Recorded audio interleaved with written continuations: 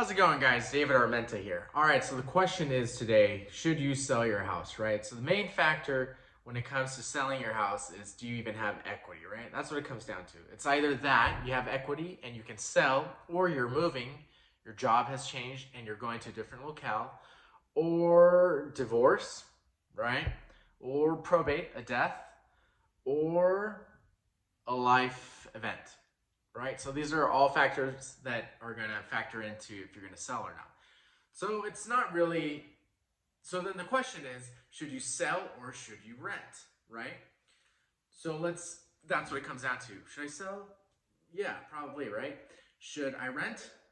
Well, I don't know. Let's take a look at it, right? So it's going to come down to what's the rentability of that area. So let's say you have a house and you can rent it for $2,500, right? Okay, now we have a benchmark, and we'll analyze this with each deal, right? Because it's all different in different areas, and it just depends on how much your mortgage payment is or your debt service is, right?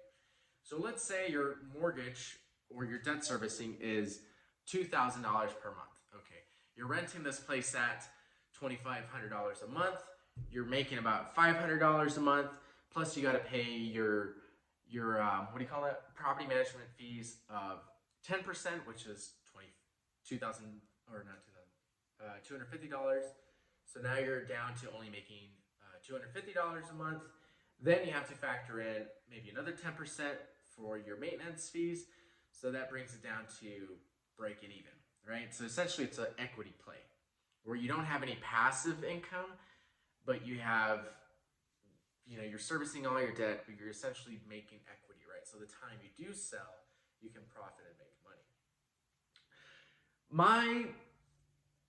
My baseline for rentals, this is just personal, is clearing at least $1,000 per month. Then it's worth my time and effort, personally. Okay, so we can discuss this later. Give me a call for more information on that if you want to rent. Now, if you want to sell, then it's a tax play. So if you sell, you're going to have to make sure you strategize, right? If it's a sale within a year, you're going to pay upwards of 20% on taxes. We'd have to look at that personally. The other thing is, if you sell over a year, then it's a long term, so it's 15 to 20%. So that's even better. That's scenario 2. Scenario 3 is selling as a married couple or homeowner occupancy, right? So I believe section 121, publication 259 of the IRS code says that you can waive your tax obligation if you're single up to $250,000 or if you're married up to $500,000. That's another play too, and then you just take your money and implant it somewhere else. Scenario 4 is a 1031 exchange. Now you can't do a 1031 exchange if it's less than a year, but you can do it over a year. So that's another scenario, and it has to be like kind. You can't invest into like stocks or anything like that. It has to be real estate. Baseline would be SFR, single family.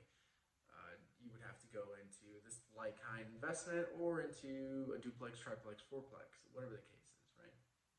What else did we have? We not? We talked about a lot there. That was a lot.